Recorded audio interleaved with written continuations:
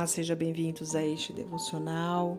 Eu sou a Thalita Cunha e o tema do nosso devocional de hoje, continuando, com o devocional de ontem, é a definição bíblica do casamento. Hoje a gente vai construir essa definição e o texto para nossa meditação está em Gênesis 2, o versículo 24, e a palavra diz assim: Por essa razão, o homem deixará pai e mãe e se unirá à sua mulher, e eles se tornarão uma só carne.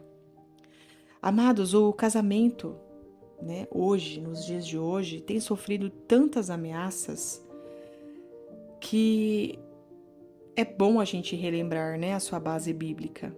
E no livro de Gênesis 2:24 encontramos a definição bíblica para o casamento. E ela é ainda mais importante porque ela foi endossada pelo Senhor Jesus Cristo no livro de Marcos, capítulo 10, versículo 7. Este é um relacionamento com 5 características especiais. Vamos falar sobre elas? A primeira, heterossexual. O casamento é a união entre um homem e uma mulher. Uma parceira homossexual jamais poderá ser vista como uma alternativa legítima diante de Deus. E ele também é monogâmico, um homem e uma mulher, ambos no singular.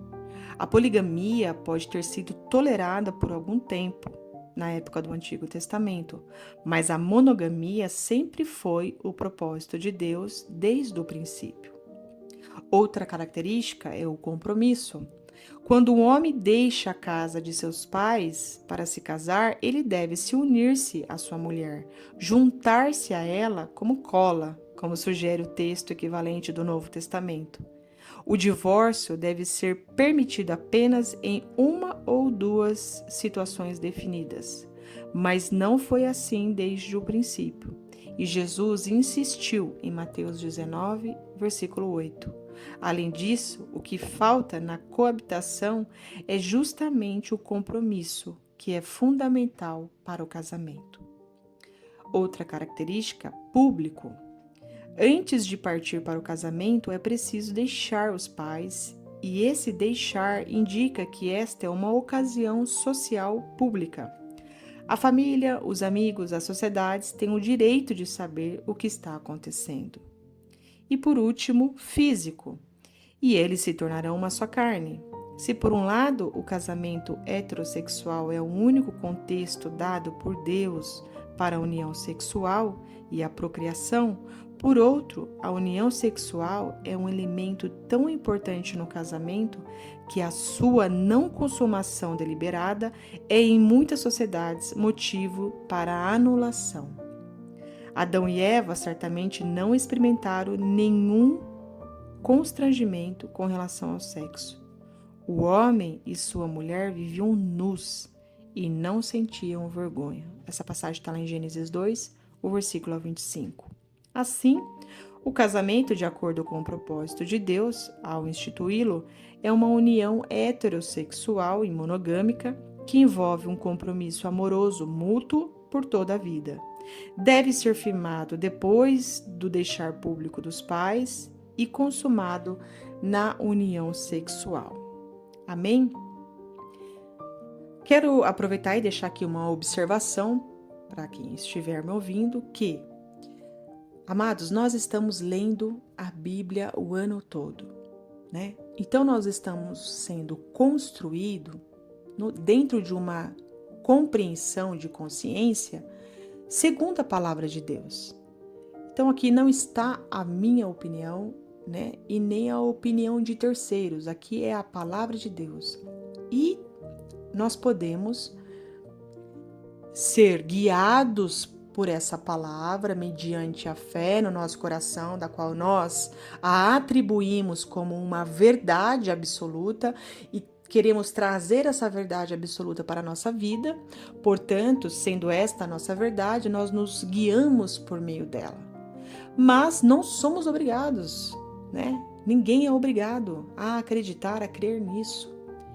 Então, vamos poupar as discussões em se tratando de opiniões, Porque nós estamos lendo um livro né? Um livro que nós que somos cristãos cremos por fé que é um livro do qual Deus nos deixou como um manual, uma instrução para o viver humano, né? E esse manual, essa instrução, ela nos ajuda a viver em sociedade. Ele nos traz harmonia em se tratando de ética, de moral, né? Então, tem pessoas que acreditam e querem viver segundo a realidade das escrituras e tem pessoas que não aceitam, não querem e revolta, né, a respeito do que a palavra diz. E tá tudo bem. Ninguém é obrigado a acreditar em nada. Estou dizendo isso porque hoje nós estamos diante de um tempo, né, em que tudo é levado para o lado, por um contexto, né, ruim, né, até chega a virar assunto de debates, né? Isso quando não via judiciais, né, jurídicas, né? Mas isso aqui é a fé, é a nossa fé, é onde a gente baseia a nossa fé, né? Então a nossa fé é construída nessa realidade. O que a gente crê? A gente crê que Deus fez homem, Deus fez mulher, Deus fez polaridades, né? Tem aí o masculino e o feminino. O gênero masculino e feminino, ele existe tanto no ser humano como em toda a criação, gente. Nos animais, nas plantas, em tudo, né? Então, isso compõe a criação. Compõe, não dá pra gente ir contra uma realidade criada, né? Do qual nós somos feitos. Biologicamente falando, o meu corpo, ele funciona, né, como mulher, biologicamente falando, né? Então, ainda que a mente queira, né, se colocar de uma maneira contrária a essa realidade, o meu organismo ele se comporta da maneira pela qual ele foi criado. E é isso, tá? Essa é a nossa meditação. Eu espero que ela tenha falado com vocês. Para aqueles que querem serem construídos na palavra de Deus, está aqui a instrução de Deus. Amém? Vamos orar então? Pai, em nome de Jesus Cristo, nós te louvamos e bendizemos o teu santo e glorioso nome. Senhor, nós declaramos que a tua palavra é a verdade e a colocamos como uma verdade absoluta nas nossas vidas. Pai, eu quero te agradecer por esse momento de devocional e por cada irmão e irmã que aqui esteve presente, ouvindo, dedicando esse tempo, Pai, para ouvir a tua palavra e crescer mediante a ela. Senhor, nós estamos vivendo dias muito difíceis a respeito do casamento, dos relacionamentos, sofremos tantos ataques, Pai, e vemos uma ação, Pai, demoníaca tão destruidora, Senhor, atuando, Pai, nas famílias, mas, Senhor, em nome de Jesus, Pai, que o Senhor venha blindar casamentos, que o Senhor venha proteger relacionamentos, que o Senhor venha construir, Senhor, dentro de nós, compromisso, Pai, aliança, responsabilidade.